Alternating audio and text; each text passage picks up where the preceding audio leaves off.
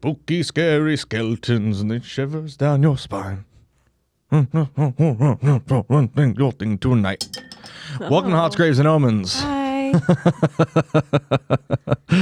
Hi. How are you? Hi. That's not an answer, but it's okay. Hello. Hi. Hi. Hey. Can you stop looking into the camera? My name is Fred Stewart, and welcome to Haunts, Graves, and Omens. I'm with my lovely co-host, as always. It's me. It's Taylor. Hello. It's Taylor. I forgot Hello. to put in my other headphone. I was like, why do I sound so weird? Yeah. And with us running cameras and sound, it's Marty Cowett. So Marty's not back just yet, but he'll be back by next episode. So have no fear, because Marty is almost here. Ooh. Isn't that fun? Isn't that a fun Yeah. little play on words? I wish this keyboard, I don't know what I'm doing. There we go. You're doing great. Yeah. You're doing great, sweetie.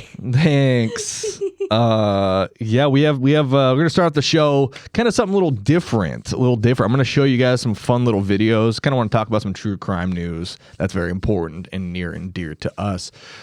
Do we want to start the true crime news or save it till the end? I'm okay with either. So, was it Kristin, right? Yes, is a Kristin. dear friend of was a dear friend of yours who was blatantly, I'll just put it, she was murdered, and it was horrific. And Portland police have acknowledged and come out and said that they have confirmed someone in custody for that murder. Yeah. And yeah, and then they are allegedly the one that's connected to all the series of killings that have happened within the Portland general area. 4 of the 6. Yeah. Yeah, the 4 of the 6. And so they have him in custody, and in a very rare Portland police W, they caught a serial killer. And I'm sure, with tremendous help of the public and the FBI and everybody. So good job, everybody, for that. Her family's GoFundMe is still going to be in our bio, as always. If you can donate, please donate. Help them out, with the afterlife care and things like that, because that is very important to us. Yeah. But I got the videos to show you guys, and Right. I just want to excuse me while I do this, because it's going to be a little weird because I can't really see what I'm doing. Oh wow, that's definitely not what I'm supposed to be looking at. You see, this is wrong. See, listen, we're gonna listen. A little bit of behind the scenes. There I we go. suppose. There we go. Yeah, that's a little better. We're doing great. You're doing great, sweetie. You're doing great, sweetie. Okay, great. Anyway, just, sorry guys. This is definitely not how I intended. There we go. Look at that. Hey, sorry, Chester. You're going to be out of the shot for a second. Yeah, I mean, listen, we're never said we're professionals. I just work here, man. But I'm going to show you guys some cool UFO footage. This came out on June 20th and actually happened 3 days prior to that. So fairly recent. This was sighted over Stonehenge in Wiltshire, England. It's just a really cool UFO footage. And I figured you guys would enjoy that. Just give me some pushes. Oh, fuck that. Is that in the sky, man? Look at that. It's gone down to one light. That was 4 lights in the sky a second ago. 4 lights in the sky? What the fuck, man? That ain't a plane. There's another one there.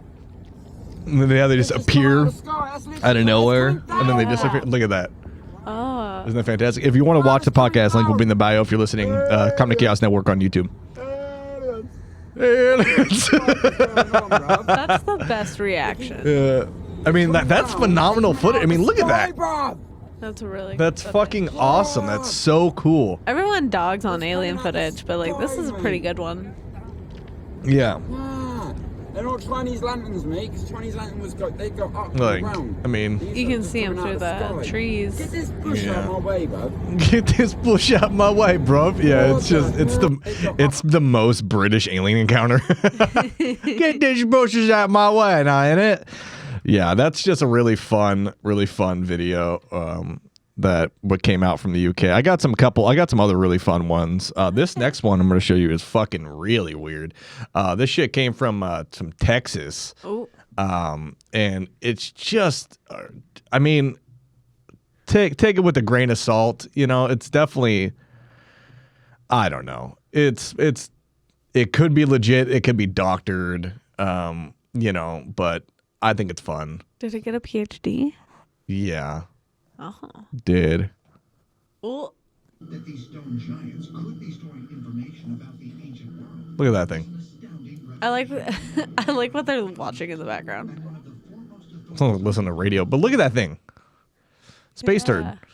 Like, it's just a cool craft floating through the air. Giants could be storing information about the ancient world. Is an astounding revelation. But perhaps even more extraordinary is the next figure David Sadat plans to Like, it's just a weird video, dude. I don't know about that.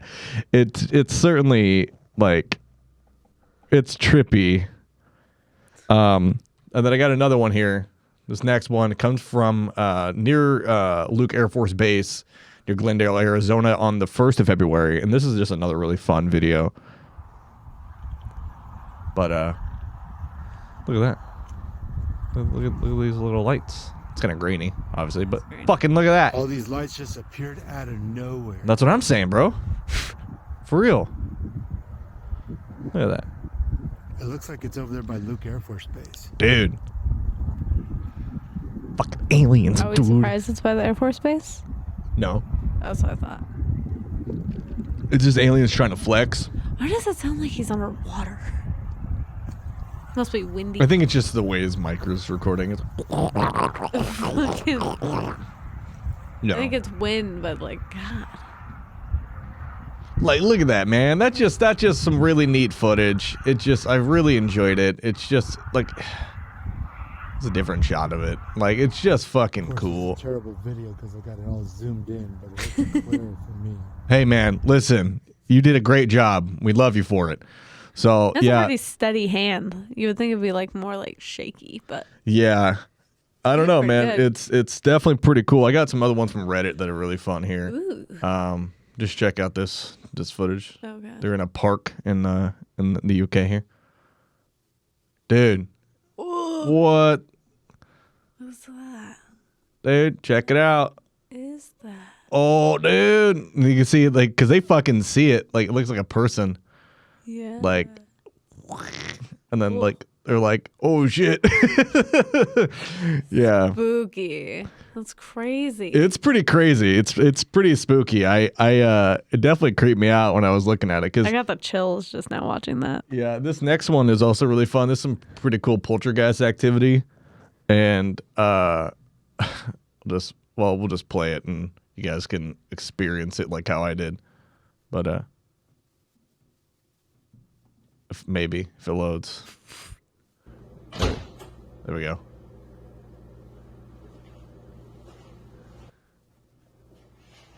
So clearly shot off his phone. I guess that he was like, this is like an Airbnb or something he was staying at, or like, I can't remember exactly what the context of this one was. Yeah. But you see, he closes the microwave. Microwave's closed. Microwave's clearly not on. And you heard it close. Like, I mean, you can see, you can even see like where right here, where like the latch would be, you know, it's fucking closed, you know, and it's just, we're just going to stare at a video of a microwave for a minute. And, you know, that's just how this podcast truly is. This is the pinnacle of this podcast, is just looking at microwaves. That's how I found about time travel. Don't be scared. If you want to show me you're here, open the microwave again. Yeah, see? It's calling it this entity, and that shit fucking opens, bro. That's my reaction. I love, like, because you can tell he's eating something. Be Like, scared. If you want to show me you're here, like, open the microwave again. like open the microwave again, and he starts eating something. And then, You gotta be shitting me. like, you can hear him smacking his lips, and he's like, you gotta be shitting me. But, I mean, that's a really fun alien video. Like, or not alien, a ghost video. Like, Yeah, it's that's pretty just, fucking it's spooky. super cool. Like, nobody gets hurt that I know of, you know? And it's just really cool. And then this next one is also pretty weird. So this is in like a warehouse kind of facility, this like CCTV, and you can see right here there's this like a pallet jack, like a motorized pallet jack thing, right? Yeah. And those can only operate by you like turning the keys on and like moving it around, right? You have to pull the kind of handle around to maneuver. It's motorized, and if you'll watch, this handle starts moving by itself, up and down, up and down, up and down, and then it starts fucking sliding around until it crashes into stuff. Not yet. Isn't that cool? That's spooky. Isn't that pretty fun? That's pretty neat. Yeah. I just thought those were fun. I figured I would share that with the class before we actually got into this week's episode. Anyway, we're 11 minutes in. What's this week's episode about? That's okay, because this is kind of a little shorter because it's not like super long, but it's too long to do two separate stories. So, okay. like two separate like things, you know. Well, if we run short on time, we know who to blame. Me. The aliens. Oh. We're not giving me enough content. I'm trying. So we are going to be talking about the Circleville Letters. Oh shit. And this is different to the other letters that we covered, where it was the Watcher. Yes. This is a little bit different, but still just as fucking weird. Okay. So this one has a less like possible paranormal aspect. Like the Watcher, like people were like, well, maybe it's a ghost. This one, it's a fucking old lady. That's an old man. That was one of the like theories, though, is people were like, "Oh, it could be something paranormal." It's probably demons. Yeah. This one's not that. This one definitely has someone behind it. Okay. So, are you kind of ready to hop on in? I'm ready to get into it after this week's sponsor. We don't have one.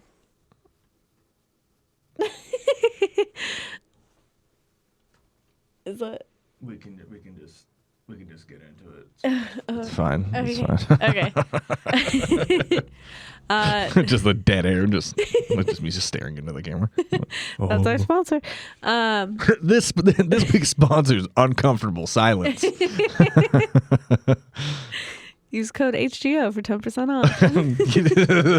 Have you ever wanted to be like the most terrifying person at a bus stop, a funeral, or I don't know, anywhere where kids exist? Go to www.feelthesilenceandthevoid.com/HGOPodcast to get 10% off just the dark void. And just stare into it. It's right behind your eyes and can never escape it. Oh my gosh. Anyway, let's get into it. All right. So, Circleville, Ohio is where we're going today. Oh, really? Yeah. That's what the Circleville Letters exist? Is Circleville, Ohio? Yes. Huh, pretty on the nose. Is that crazy or? Crazy? Don't you fucking start. Oh, it's crazy. So Circleville, Ohio is a town with a population of a little under 14,000 people, just 25 miles south of Columbus, and it's known for its annual pumpkin show. Every year. That's Dude, what it's known for. Pumpkin show sounds like they're trying to do something to pumpkins. No. Like they're like It's just like take off your fucking skin, you gourd. You know, they're like, that pumpkin thick. I assume that it's actually just a who grows the biggest pumpkin kind of thing. Just call it that. I don't know. Pumpkin show. Pumpkin show. I don't know. All things considered, it's a relatively small town. It's not like the tiniest of towns, but it's not a big city either. And it rarely attracts attention in the news. However, in 1976, that's exactly what happened. Oh, shit. So, starting in 1976, many residents of Circleville received letters. These messages were vile and contained intimate secrets about the recipients, and many of the letters were sexually explicit. So these letters started in 1976, but in 1977 is where it really kind of like exploded. Mm-hmm. So in 1977, a letter was received by Mary Gillespie, who is a school bus driver, telling her that the letter writer was aware she was having an affair with the superintendent of schools and that it had better stop. I for some reason I just feel like we've talked about this before. We have not. Really? We have not. Maybe I've just heard so much about this case that it's just ingrained in my head. Very possible. Yeah. So I'm going to read the first letter that Mrs. Gillespie got. Oh, can I read it? Sure. Oh, man. It said, what is that? How do we even say that? Gillespie. Well, Gillespie. I got that part. Oh. Massey? Massey? Yeah, that's some really interesting handwriting. It's very... awful. We got to put that shit on screen. So it says, Mrs. Gillespie, stay away from Massey. Don't lie when questioned about meeting him. I know where you live. I've been observing your house and know you have children. This is no joke. Please take it serious. Everyone concerned has been notified, and everything will be over soon. Dun, dun, dun, dun. Kind of spooky and on its own. And then on the back was like, P.S. Bake more muffins. That shit's delicious. Yeah, so it's kind of a spooky letter. I mean, she gets a pretty ominous threat of like, I know where you live. I know you have kids. Mm-hmm. This isn't a joke. So the envelope was postmarked Columbus, Ohio, but there was no return address, no signature, no way to tell who sent it. And a week later, Mary received another letter with a similar tone. Mary had kept the letters to herself until her husband, Ron, also received one shortly after Mary had. Ron received a letter from the mysterious scribe, which told Ron to admit the affair to the Westfall School Board. And if Ron refused, the writer then threatened to kill him. Reasonable reaction. Mm-hmm. An affair that does not, is not immediately concern them. Mm-hmm. He's like, if you don't fucking tell him, I'm going to kill you. Like, yeah. Okay. That's 0 to 100. And Ron and Mary had decided to keep things as quiet as possible. And Mary swore to Ron that the accusation was false and she had no romantic connection to Gordon Massey, who was the superintendent. Computer, please work. So we're going to read the second letter. Oh, my fucking God. That one's even worse than the first one. This one is more legible to me. Yeah. What's that? This is a lady? Lady. Yeah. Listen here, lady. This is your last chance to report him. I know you are a pig and will prove it and shame you out of Ohio. A pig sneaks around and meets other women's husbands behind their backs only, causes families, homes, and marriages to suffer. You are such a pig, and I will prove it. Why doesn't he come to your rescue, or has he too much to lose? His wife, in which pigs like you take advantages of. His $28,500 a year job, that's really low, or his kickbacks. How was your little girl? Will she grow up to be like you? Which, I mean, $28,000 in the 70s. Oh, it was 70s. Okay, yeah. I was like, man, for a superintendent, like $28,000 is really fucking low. Yeah. So, yeah, there's that letter, which is, I like the random squiggles and the circling that he does, because I don't see, like, what, because some people, like, underline something twice to, like, give a little bit of, like attention. Attention, yeah. I don't, his doesn't do that. No. It's just random. His, huh? That's, we're gonna just assume it's a man. Oh, okay. I know things you don't know. Well, you say it's a man because you know, but hell have no fear like a woman scorned. That is fair. So according to Martin Yant, who is who's a reporter Martin Yates. during this time. It's like, Mark, you coming to work today? Yeah. Ron Gillespie had his letter addressed to him that told him if he didn't do something to stop the affair, his life was undoubtedly in danger. Pretty well concise, educated statement from a dude's last name. Sounds like a redneck who can't do something. Yeah. We're going to read the third letter that Mr. Gillespie was sent this time. I gotta decipher that fucking second word. Doing?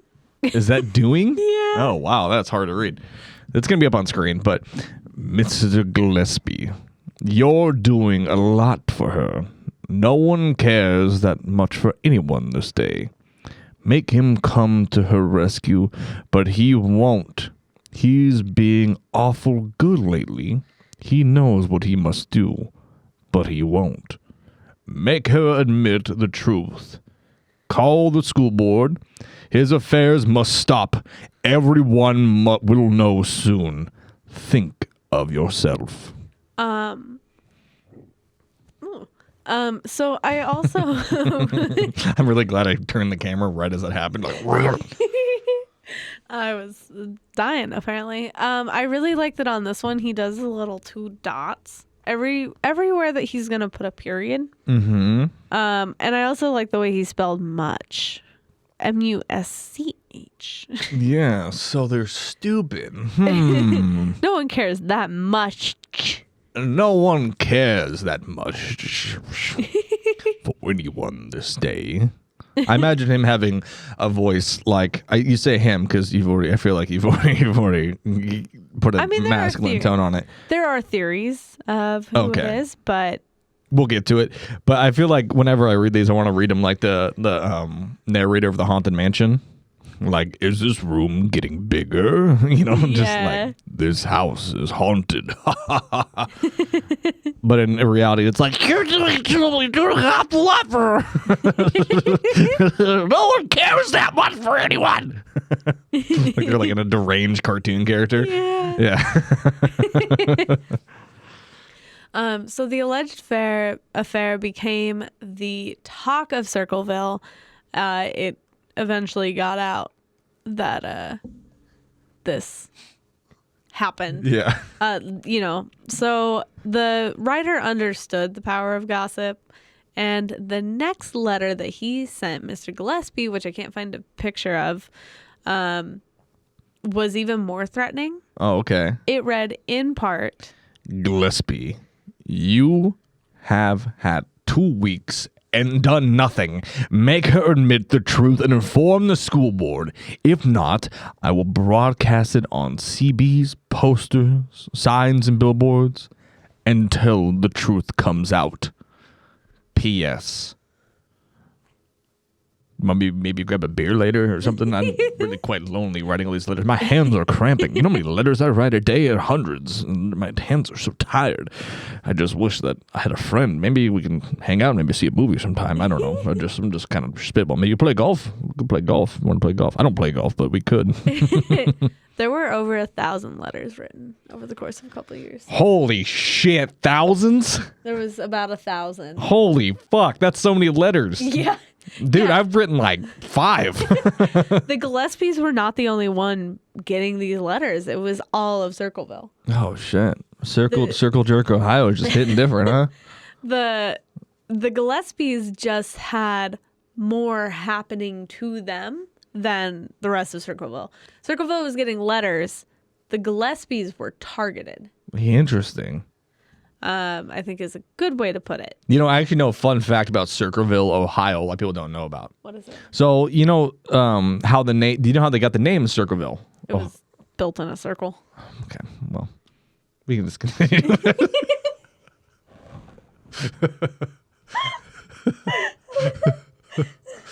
Mordecai. He's over there. We can just continue with the show. It's fine. It's not. I'm not crying. It's fine.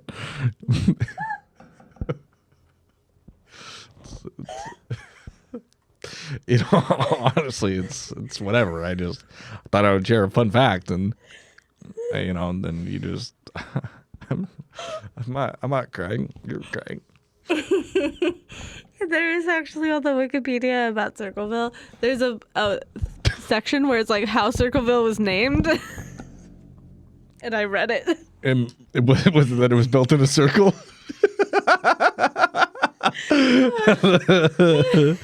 Oh man, God, I fucking, you know, I just wanted to share a fun fact about my knowledge of Circleville, Ohio, but I guess I'll just go fuck myself. We'll just continue on with the rest of the podcast. That's fine. Whatever. All right. So Mary and Ron are what? What happens next? They continue to play the waiting game. Oh shit. Which for a time the letters did stop, so that vindicated their decision. They were like, oh, well, if we just don't talk about it, we don't do anything, Yeah. what's gonna happen? And apparently nothing. So at that point, when the letters had stopped, they then admitted their troubles to Ron's sister Karen, and her husband Paul Freshour. Oh, there's some really fun names in this week's episode. Yeah. Paul Freshour. Yeah. I think that's how you say it. Yeah, they're Looks just like Freshour. say, hey man, you look really clean. Yeah, Freshour. It's like, oh dude, you know, dad jokes. I'm trying to come back after the whole Circleville incident. Honestly, it kind of ruined my flow a little bit and kind of fucked me up. I just wasn't ready to just like. I felt like that Chinese spy balloon. And you were the F-22. You know, like, you know, I just was like, I'm floating here. I'm having a good time. And you're like Reaper 2-6, Reaper 2-6, and it just fucking blew me out of the sky. I'm sorry. You know, it's okay. You know, everybody has to have their dreams crushed at least once a day. That's what keeps us grounded. Exactly. And you know, that's important for you too, listeners and watchers. That, you know, make sure you have someone in your life who crushes your dreams. God. So I know another fun fact about Circle. Yeah? Yeah. Which is? It's in Ohio. Oh, that's a nice fact. It's not as good as how they named the town, but it was good. Just get on with it. I can't milk that bit any longer than I have. So Mary, when talking with Karen and Paul, offered up a clue. She believed that the writer was a fellow school bus driver named David Longberry. What the fuck is up with these names, bro? I think the David Longberry. The Gillespies have, I think, the most like normal name. Yeah, Gillespie sounds like a dish you get at like an Italian restaurant. Like, let me get the Gillespie. Like, hey Tony, give me the Gillespie. You know. Like, if I was hanging out with your family, I feel like they'd be like, want some fucking Gillespie? And I'd be like, yeah. But Longberry, man. Yeah, like, that's a name. Because, like, they say, like, last names come from, like, you know, what your ancestors did. It's like, got Stewarts, you know, like, maybe, like, they might come from the Stewart clans of Scotland and things like that. You know, it's a traditional name. Maybe it came from being a Stewart, things like that. Every last name has a meaning, but they're like, like, David, how did your family get their name? Like, well, my ancestor was in the bushes, and he said Longberry, and they just kept it. Either that or his face is like 20 feet long, which would be even cooler. Anyway. So Mary believed that David was angry over past rejection and had taken to writing the letters to express his frustration. According to Paul Freshour, quote, "We thought we'd scare the guy. We sent him 4 or 5 letters only. There's no violence in them or anything, just that we knew who he was, what he was doing, and we sent him the letters." And then a couple more weeks of silence followed, but this sense of calm would be all too brief as indecent signs began to circulate around Circleville. Many of these signs accused Gordon Massey of having a relationship with Ron and Mary's 12-year-old daughter. Oh. Yeah. So this writer, you can see how I mean, everyone got letters, but they were targeted. Yeah. Like, it's gone from just letters and starting rumors to he's putting up a bunch of signs. Saying that he's a pedo. Yeah, claiming that the superintendent is having a sexual relationship with a 12-year-old child. Mm-hmm. So the signs ate away at Ron, who had to wake up early in the morning to remove them all before his daughter went to school each day. Each day? Every Multiple day. days. Wow. Every day. And then on August 19th of 1977, Ron received a phone call. This call seemed to confirm Ron's suspicions about the identity of the writer. And according to journalist Martin Yant, he said, quote, he told his children he was going out to confront the letter writer. He took his weapon. He did not seem to be drunk, said goodbye to his children, and went out. Angry and upset, Ron hurried to the family's red and white pickup truck, even though the letter writer had said he was watching it. According to Martin Yant, quote, within a short distance at an intersection that he knew very well, he lost control of the vehicle, hit a tree, and was killed.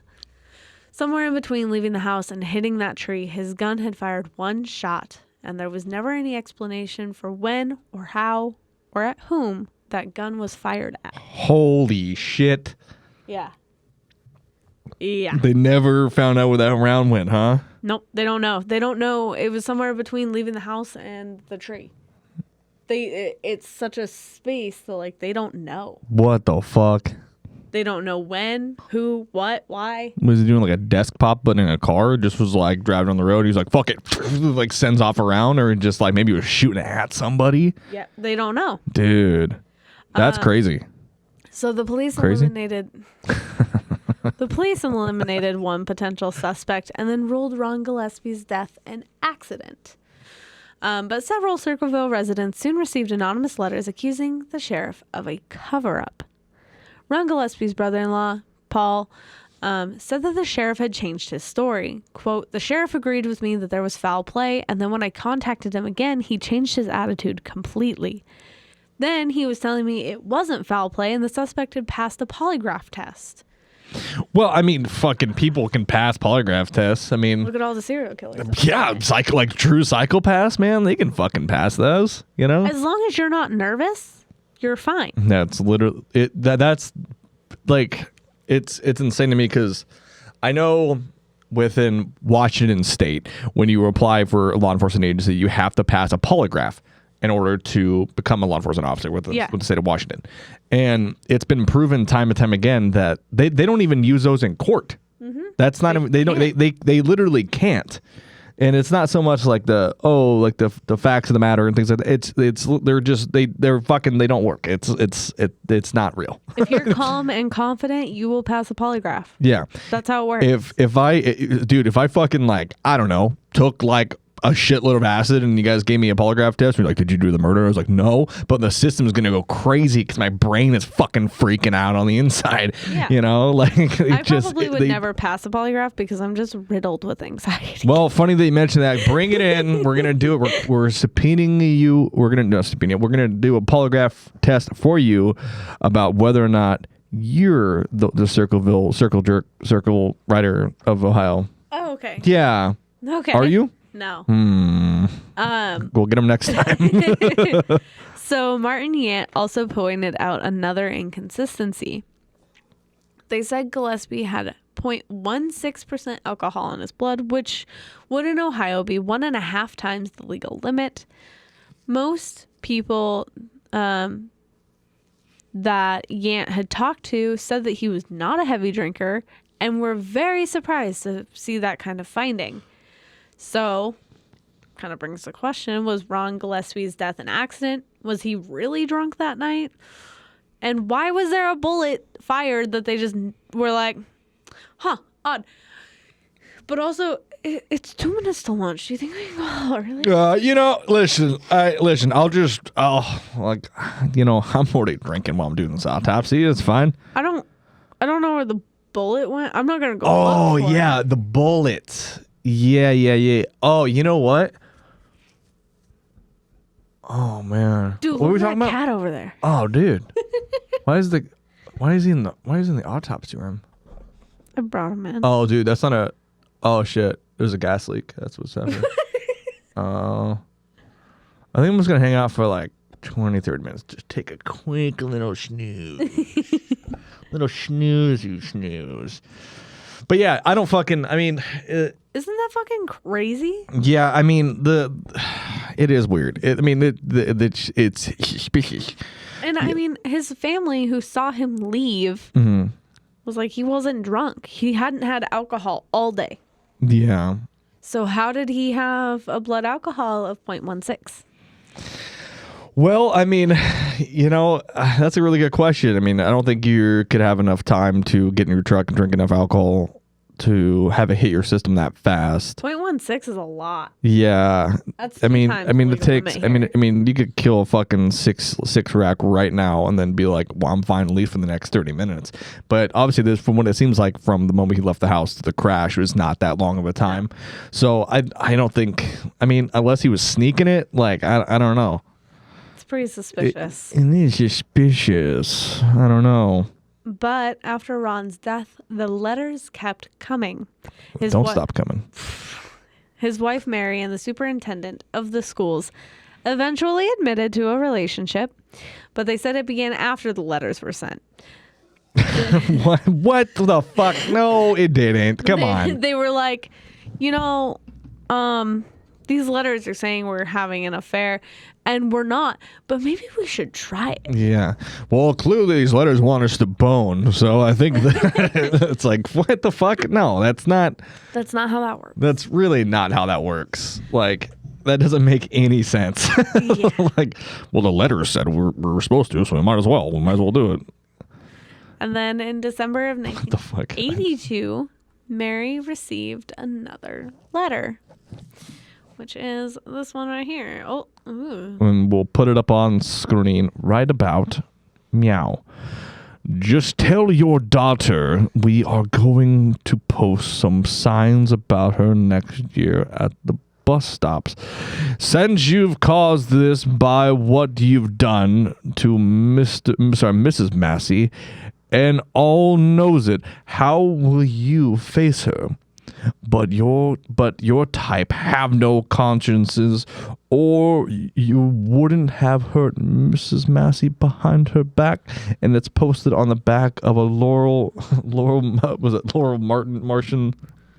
American greetings card. Yeah, it's a Christmas card. That's funny. He sent her a Christmas card with a threat. Well, on the back. At least somebody sent him Christmas cards. So, in 1983, the letter writer did indeed begin putting up signs along the bus route. It was actually along Mary's bus route, and it was targeting her daughter. And according to Martin Yant, Mary finally took action. She ripped the sign down, and much to her surprise, behind the sign was this box and string, and also another post that was attached to the fence post. She took it into the bus and she opened it up, and there was a small pistol. Oh, shit. So when she looked closer, Mary realized that it was a crude booby trap designed to fire the gun at her. Oh, holy shit. But at the angle she ripped it down, it didn't go off. Holy fuck. She was literally this close. That's crazy. Yeah. It all had to do with the way that she ripped it down. Because if she had done it a different way, the gun probably would have went off. Holy shit. That's scary. Like, I always think of like the oh my god, there was like, you think of there was a certain bomber who was going around putting shit in people's mailboxes, and they would open the mailbox and they would detonate. And I can't remember what their name was off the top of my head, but I'm sure we'll cover it at least one day here in Hots, Grays, and Omens. Yeah. But like, it's just like, dude, like like you get all these threats back to back to back. Your husband dies, like it's all these things, and it's just like, then you see like this box. I'd be a little fucking wary and be like, he said he was gonna kill him, and then he's dead. Right, and she. So it's pretty scary.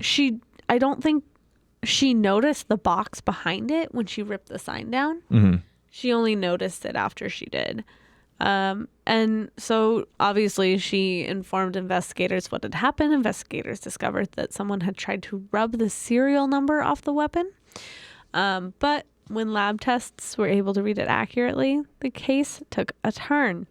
It belonged to Mary's brother-in-law, Paul Freshour. Holy shit, it's Paul all along. So they traced the gun. It came when they traced the gun. It went to a coworker of Paul's, and when they were like, "Hey, that's your gun," he was like, "Yeah, I sold that to Paul. I didn't have not had that in my possession." And so on the surface, it was kind of shocking because Paul and his wife Karen had been pretty close to Mary Gillespie and Ron, since it was Karen's brother. Like they were very close. So in 1983, sheriff investigators went to talk to Karen Sue, and the Freshours were in the midst of a divorce. So Oh shit. bad time for investigators to be coming knocking on your door. You're in the middle of a divorce. You're, I assume, like packing your shit, and there's investigators just like, Yeah, well, I imagine that Karen was super stoked about it because, yeah. like, law enforcement comes up and goes, "We're here to investigate possible, attempted murder charges against Paul," and she's like, "Well, it's so glad you're here. I'm so happy you're here. Let's go and talk about maybe have a drink, get a coffee or something." But that's probably not what she did, huh? No. She gave him quite an earful. She's like, fucking don't you? Yeah. Paul, get in here. So she told investigators that Paul had become infuriated with Mary. Quote, Karen said Paul had thought the world of Ron and Mary before Ron died, but after his death, Paul hated Mary and hated her over the Massey deal. And then Karen Sue told them that her estranged husband was behind the Circleville anonymous letters. She said that she had found one letter torn up in a commode and that she had found a couple others hidden throughout the house. A little suspicious, Paul. Little suspicious, Paul. Mr. fucking Freshour. Maybe you should make a fresh letter. I don't know what the fuck I'm saying. I drank too much last night. What happens next? So Paul was in the midst of splitting with his wife and was questioned about the gun, and Paul denied any involvement because of course he did. Quote, I admitted the gun was mine, but I hadn't seen it for a long time, and I had no reason to check up on it or anything. I didn't know when it had come up missing. I really don't know what happened to it, and I told him, and that's the truth, and that's how it was. Your gun goes missing, you don't check on your firearms at all? I don't know. Clearly not, obviously. I don't understand how people do that tucks because into bed every night. Yeah, and goes, just go, good night, little Blicky, I love you. You want me to tell you a little story? I'll tell you a little story. Go, tell me a little story, Papa. And I go, oh, sure, little gun, I'll tell you a story. There's a little guy named you. I'm like, oh, it's me, that's my name. And then you just tell him a little story, and then your estranged wife comes in, and she's like, he's talking to his gun again, but I'm not touching that one. I'm not. Yeah, I mean, I don't know. I have a record of all my serial numbers and stuff of my guns and where they are at all times and stuff like that. So it's one of those fucking things goes missing. It's you gotta be on that shit. And I feel I don't know, you just gotta know where it is. It's not fucking hard, Paul. Call job. Hey, is my gun there? Yeah, he's here. He's still working the midnight shift. And I'm like, okay, well, tell him when he comes back home from the mill that we need to talk to him. Shit like that. Guns have stuff to do too. It's true. I thought you were gonna say more. No. Okay. The bit is done.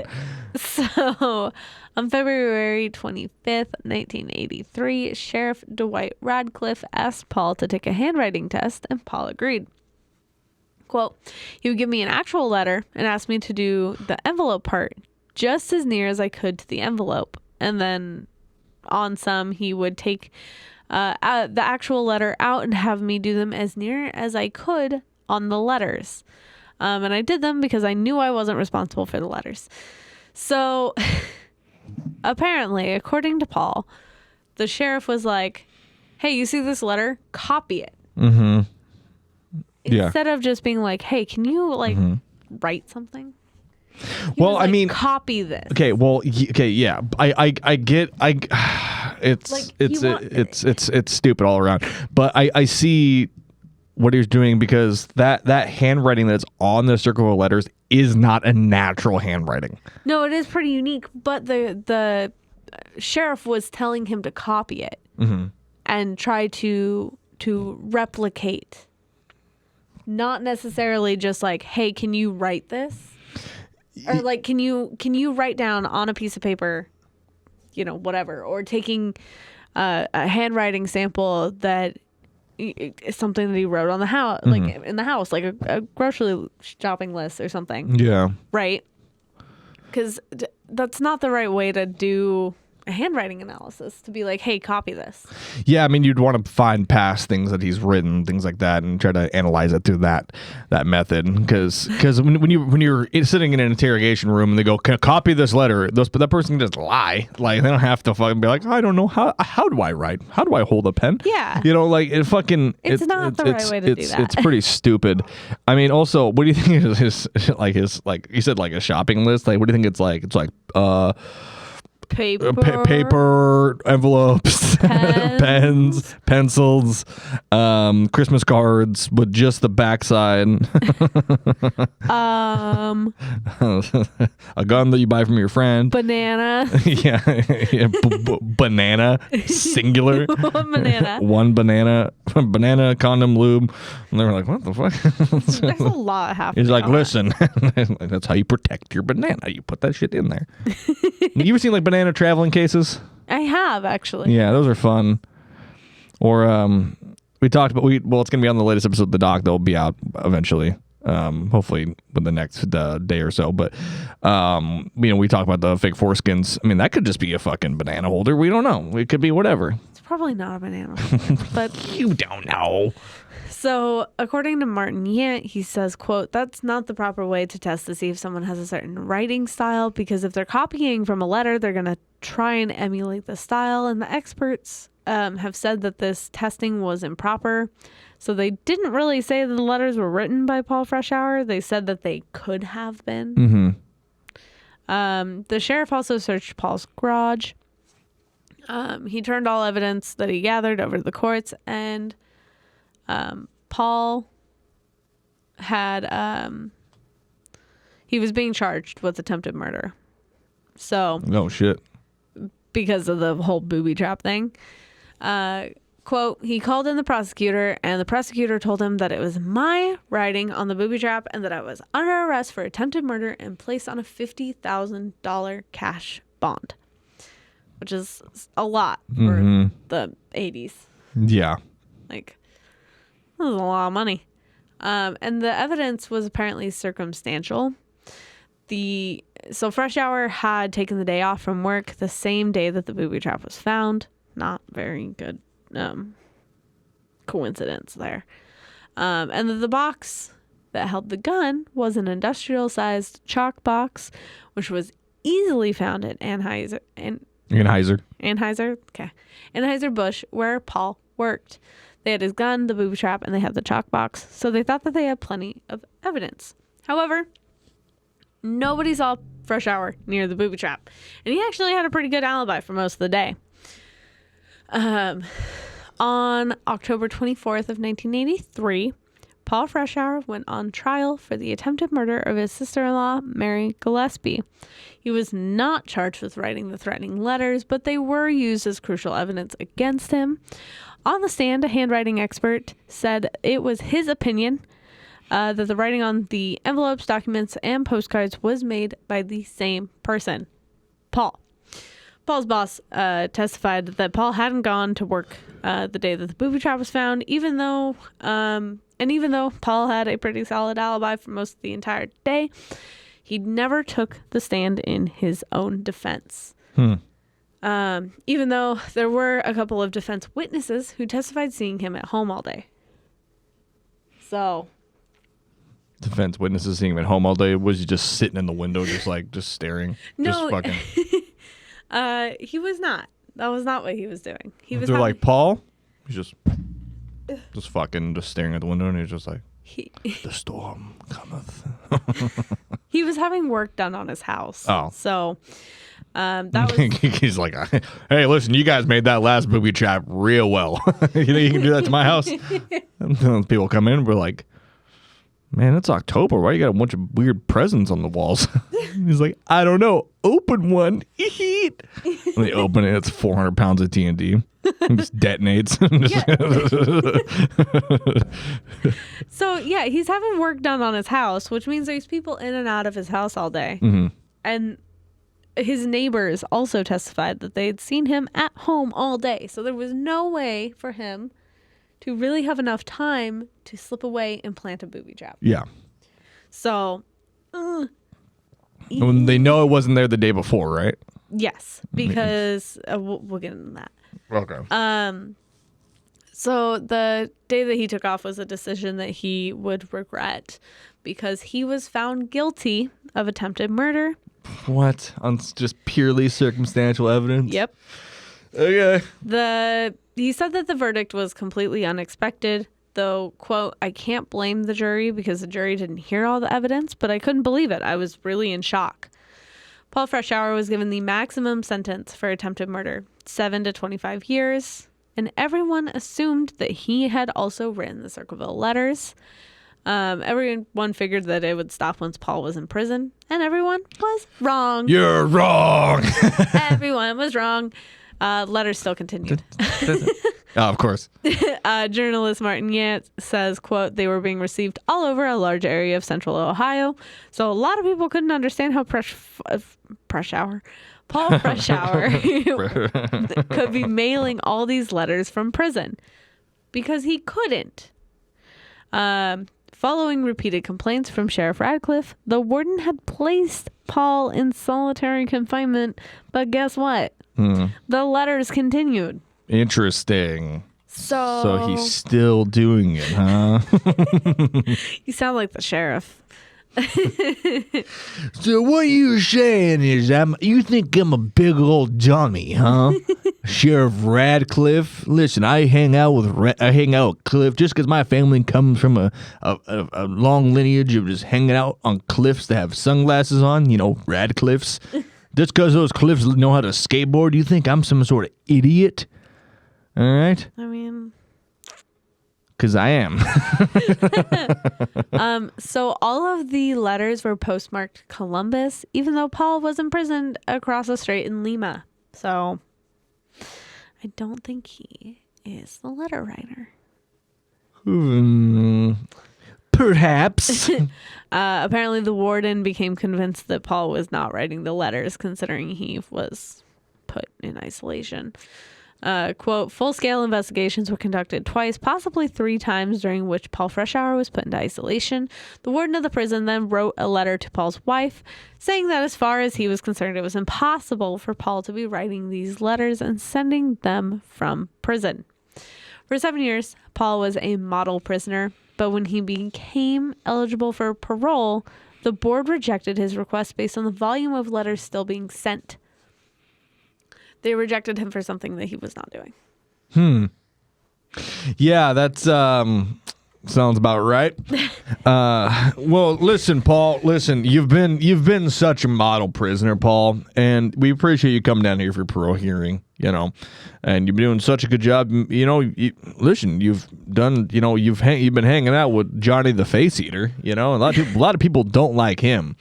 And but he seems to like you for some reason, maybe because you still have a face. But listen, Paul, we're gonna have to reject your parole. Why is that? Well, someone else is writing all these letters, and we definitely know it's not you, but it's probably you. You get that, Paul? You get that, little guy? I don't. Get out of here. No, not like out of the prison. Like, go back to yourself. But. So a few days after his hearing, Paul himself received a sadistic letter from the writer. It read in part, now when you're going... Sorry, excuse me. Let me get in the character. Okay. great. Now when are you going to believe you aren't going to get out of there? I told you 2 years ago, when we set them up, they stay set up. Don't you listen at all? Yeah, so that's... And then he's like, I don't know how to read this. this handwriting's fucked. Can somebody read this for me? This, it's a little screwy, I think, you know? Mm-hmm. Just also the fact that he was like, I set you up. You're going to stay set up. Good fucking luck, buddy. That's just fucking terrifying. So when Martin Yant reviewed the sheriff's investigative file, he uncovered some evidence that was never mentioned at the trial. It's the sheriff. The sheriff did it. What? Or the calc? It might be the sheriff. Who knows? So apparently Mary Gillespie told the sheriff one of the other bus drivers had told her that she had been driving the same road about 20 minutes before Mary Gillespie found the booby trap at that site.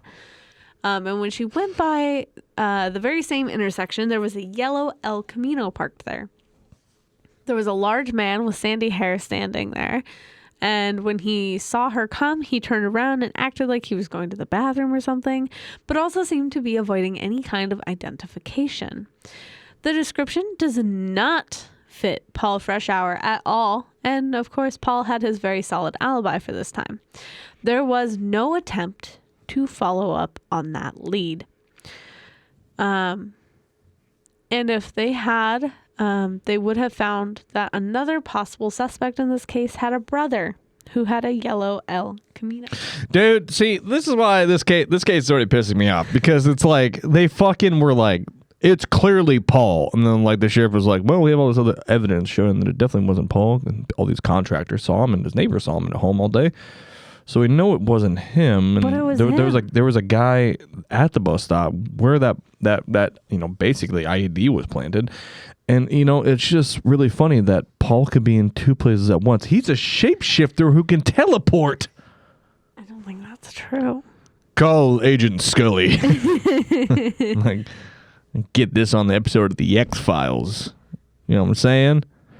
And he just points to nothing. He just points like to the void. And he's just like, you know what I'm saying? And I'm like, Sheriff? And he's just like, call him. Call Fox Mulder. So in May of 1994, Paul Freshour was granted parole finally after serving 10 years. Jesus Christ, 10 years of his life just fucking in prison for something he didn't do. And he maintained his innocence all the way up until he passed. Yeah. He was sure that the real criminal was still at large. Quote, I'd like to see someone really look at this case on the letters, reopen the letter part of it, and get in and find out who wrote the letters. I'd also like to see someone look into my former brother-in-law's death. Look, that's not my family anymore. That's my past. I'm not even going to look back at it. I've got a new family and a new future. But I would still like to see someone look at that accident real close and the letters. Oh, shit. So, the case was like broadcast on Unsolved Mysteries in the 90s. Shit, dude. That's why I remember this case so well. Yeah. Tonight on Unsolved Mysteries. Yeah. It's me, Robert Stack. We're here in Circleville. Was Circleville haunted by a demon who wrote letters? Or am I just wearing an oversized coat in the summer? I fucking love Unsolved Mysteries, dude. Me too. It was broadcast in like 1996 or something like that. Oh, dude. Oh, man. That was like 100 years ago. I say as I was born in 1996. Yeah. It's either 1996 or like 1998. I can't remember exactly. Man, if you guys were alive and you watched that episode when it came out in 1996, you're fucking old. How does it feel to be old?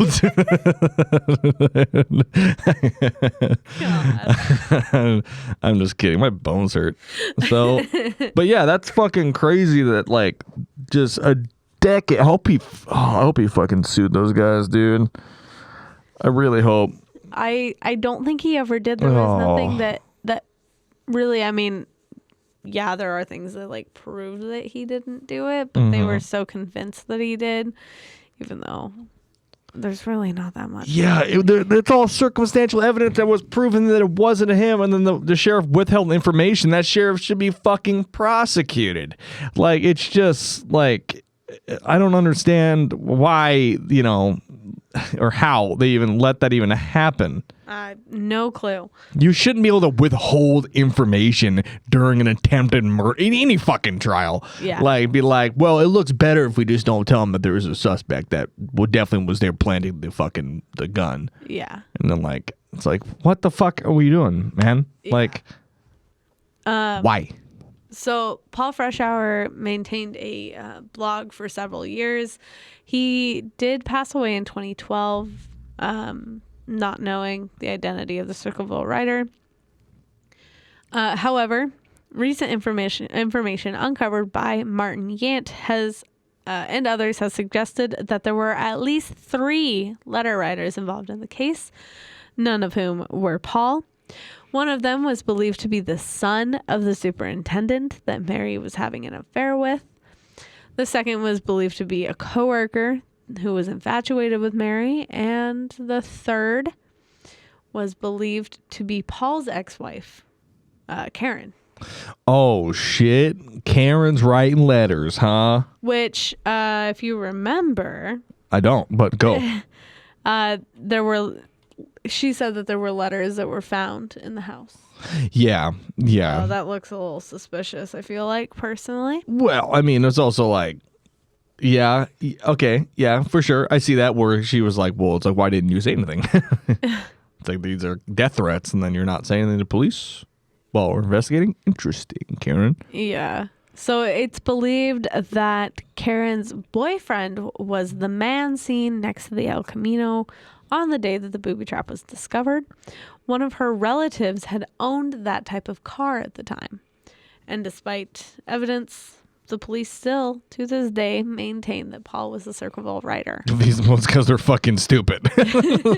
Like, I am just merely an outsider looking into this case. And I can tell you that Paul isn't the circle jerk writer. And I feel like that's, I mean, if I can really sit there and read police documents and read all this testimony from all the evidence that we have, it looks like it's pretty cut and dried that it definitely wasn't him, You would think. Yeah. So, as I mentioned before, Paul had created his own blog to profess his innocence after he went on parole. Paul asserted that Sheriff Radcliffe had covered up the crimes as much as possible in order to become president of the National Sheriff's Association. National Sheriff's Association. I didn't know that was even a thing. Well, is it just a bunch of dudes with those really wide hats, and they all just stand in the room and they're like, nice. yeah, we're pretty cool. Yeah, got a guy falsely convicted of attempted murder, and they're like, nice. Hell yeah. That's cool. You're a cool sheriff. I think that he probably, to become president of the National Sheriff's Association, wanted a conviction of an attempted murder under his belt because it looks nice, when you're in a room full of other sheriffs, I guess. The boys club? I don't know. Boys club for men. The boys club for men who are also sheriffs. The National Sheriff's Association. They're just standing around with their big giant mustaches and their weirdly shaped bodies just kissing each other, dude. They all look like Hopper from Stranger Things. Nah, dude, that's way too kind. Nah, dude, they just got big bellies, dude. And they got like sandy hair, got like the kind of grayish hair, They got these big mustaches and they're all wearing their fucking cop glasses, big ones, those aviator style, And they're just standing around, but like, I like your mustache. I like your mustache. I like your mustache touching my mustache. Like, you ever seen Avatar? It's like, no, it hasn't come out yet. I'm like, oh, dude. And their mustaches like, I like you mustache. I like you mustache. And then they fucking weave together and they just become a larger sheriff. There was also a letter. I thought I'd put it in here. There was a letter written by the Circleville. That's not at all words. To Unsolved Mysteries? Yeah. Oh, wow. Good job typing there. I don't know what's happening. I'm losing my fucking mind. It was like, I don't know what I wasn't clicking anything, but it was like, put this in? And I was like, no. Listen, I don't know what's going on. It's here. probably the coffee that the cat spilled. Yeah, well, it hasn't been a problem, right? Since. So. Well, I haven't been typing. So they had a letter sent to them that said, forget Circleville, Ohio. Do nothing to hurt Sheriff Radcliffe. If you come to Ohio, you El Sickos will pay. El Sickos. The Circleville writer. That's kind of rad, dude. I want to be an El Sicko, dude. Sounds like a street game where you just like puke on each other. Dude, that's awesome, bro. It's pretty good. You El Sickos. You El Sickos, dude. I want to be an El Sicko. Dying right now. I should have taken my allergy meds before we filmed the mic. I'm like, ugh, itchy. So while it seems kind of like far-fetched that Sheriff Radcliffe had covered up the crimes to become president of the Sheriffs Kissing Sheriffs Association, Sheriff Radcliffe did conduct a pretty shoddy investigation, and the letter to Unsolved Mysteries seemed pretty predictive of the sheriff, while the letter sent to Paul when he was in prison hints that the writer was close to the sheriff or the police. Kind of makes sense. Honestly, man, this is my opinion. Your opinion. That the Sheriff Radcliffe was definitely involved in the Circleville Letters in one way or another, whether it was his significant other or somebody close to him. As a friend or something. Yeah. Somebody that was it was either the sheriff himself or somebody else, but I think the sheriff was too busy getting his mustache kind of groomed and getting it ready for the Westminster Mustache Association. So there are several theories online about the Circleville writer case. One of the more popular theories is that the writer was multiple people, first being David Longberry and then Karen Freshour following her divorce from Paul. Other theories say that the writer was the man in the yellow El Camino, who was seen right at the same fucking spot as the booby trap. However, in August 2021, a 48 Hours episode aired that featured an interview with Beverly East, who is a renowned handwriting and forensic documentation expert. Interestingly, she concluded definitively that the police were correct all along and that Freshour was in fact the perpetrator. She pointed out to key characteristics in the Circleville writer's handwriting that matched Freshour's to prove her point. However, how Freshour would have been able to write some of the letters from prison remains unknown. Some suspect maybe he had an accomplice helping him mail the letters while he was incarcerated, but that I don't fucking think so. So I also did see in some of the research that Paul apparently admitted to writing 40 to 50 of the letters to businessmen, school officials, government officials, and school district officials. But that's out of the thousands that were sent. And apparently the sheriff says that he said that. So we'll take that with a grain of salt because I don't trust the sheriff. The sheriff's like, but he said he wrote 40 to 50 of them. I don't fucking trust this. Listen, I trust this sheriff like I trust the federal government. He doesn't. Yeah. So, I mean, it's clear that whoever the Circleville writer may be, that they knew a lot about the goings-on in the town and county. With the Mary Gillespie and Gordon Massey having an affair that they claim happened after the letters, it definitely happened before the letters. Also, following an investigation carried out by an Ohio TV station, a local family confirmed the rumors that prosecutor Roger Klein had gotten a school teacher pregnant. Klein was investigated but eventually cleared, and he became an appellate court judge before retiring in 2013. So that was one of the letters that had been sent out, was that Roger Klein had a relationship with a school teacher. Mm-hmm. There was another one, Dr. Ray Carroll, who was county coroner. He was accused of being a pedophile by the Circleville writer, and he was actually charged with 12 counts of gross immorality, sex crimes, corruption of a minor, pornography, obscenity, and indecent exposure in December of 1993. And apparently the Circleville writer knew that. Interesting. The Circleville writer knew a lot of things that it's kind of crazy they knew about. It also makes it seem that like the Circleville writer isn't just one person. Maybe it's not just the 3 people. If it is, it's more people than that. Way more. I think once the mass hysteria of the original letters came out, Right.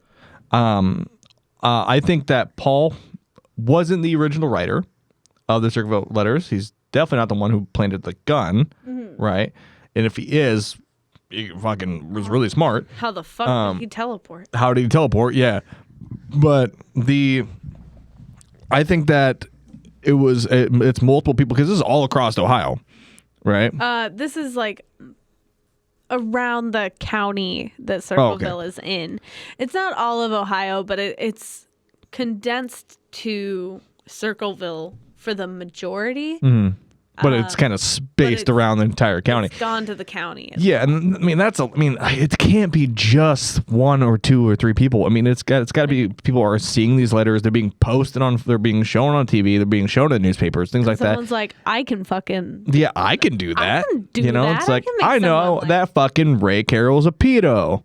And I'm gonna expose his ass. And then they already have the handwriting of how it's supposed to look, and they have the pen name, so they fucking send it off anonymously. Yeah, because it's a fucking lot. Because how are you gonna sue someone for defamation? Say it wasn't true, and he wasn't a pedo, but he is, and hopefully he's dead.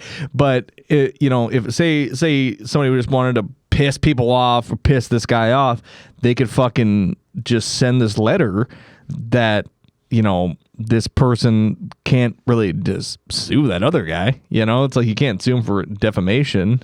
Yeah.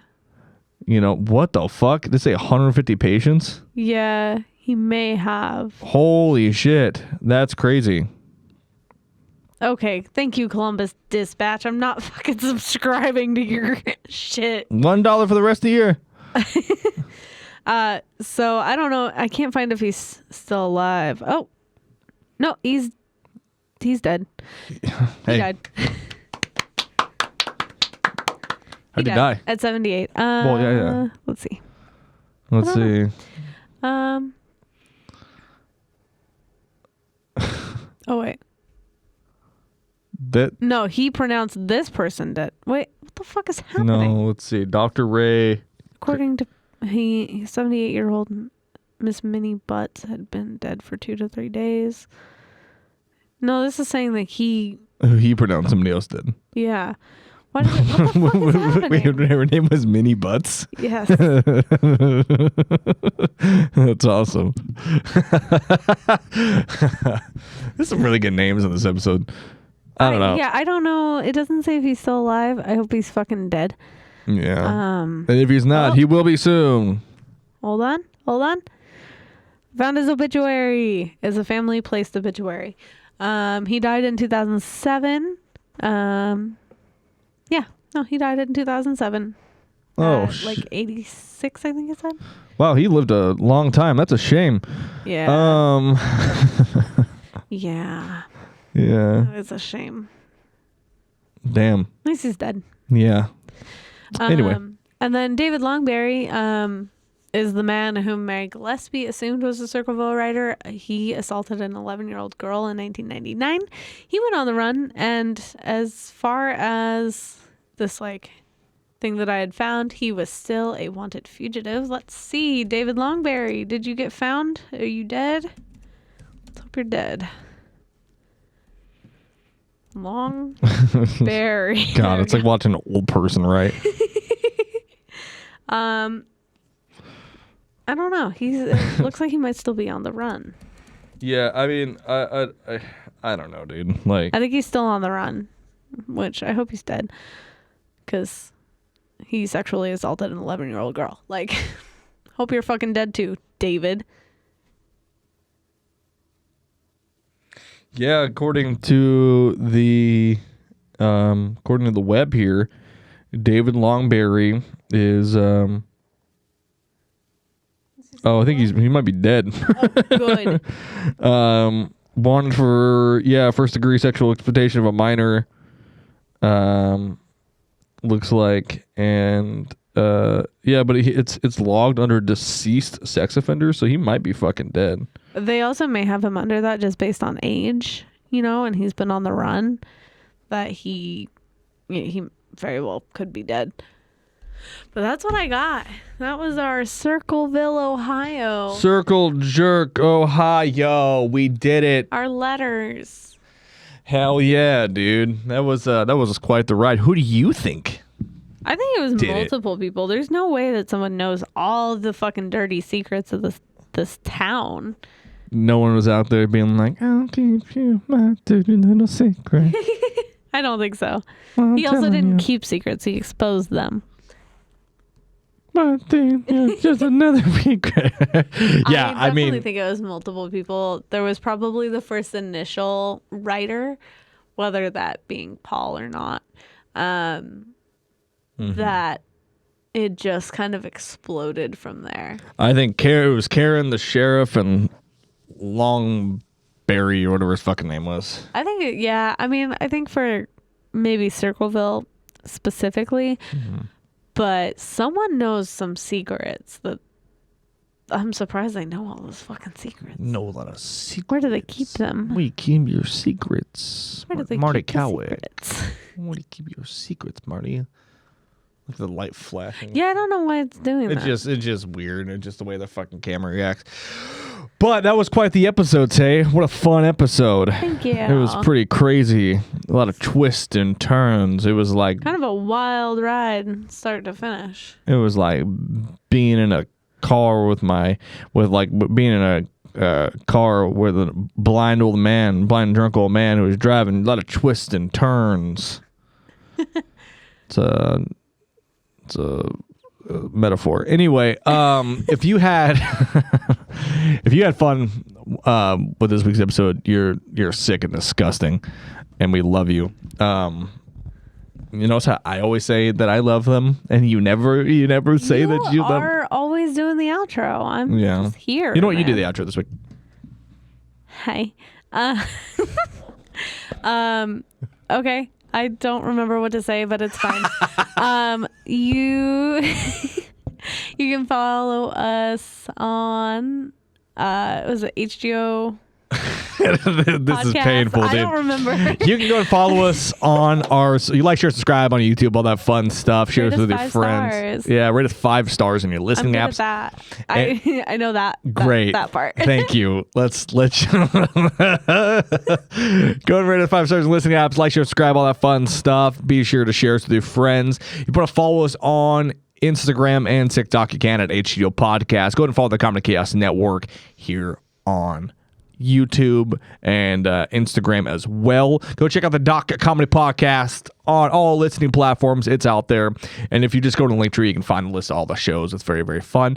If you want to follow me directly, you can at right here. It's backwards. I Hunt the Haunted. Right here. It's really weird. I Hunt the Haunted. You can follow me on Instagram and TikTok. We'd be out there. Hi, you can follow me on Instagram and TikTok at Lunar Thrill. You can also follow our dog at Spirit the Turf on Instagram. Yeah, there's a reason I don't do outros. It's because I don't fucking know. I don't know what's happening half the time. I just know I want to be an El Sicko. That's all I know. El Sicko. And you can go follow our boy here, Marty Cowick, at Ghetto Feather on Instagram. He'll be back with us very, very soon. But until next week, stay spooky. Stay haunted. And it was probably the sheriff. Probably. You want to hear a cool fact about Circleville, Ohio? What? It's named because it was built in a circle. You know they named Circleville, Ohio? I'm out of here. All right, bye.